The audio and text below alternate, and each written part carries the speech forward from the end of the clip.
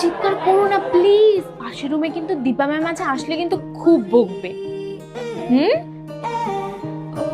কি হয়েছে, এতক্ষণ ধরে বাইরে কি করছিস? পড়া পারিনি তাই সোমা ম্যাম। এক্সাম আসছে বাবু, পড়াশোনা তো ঠিক করে করতেই হবে।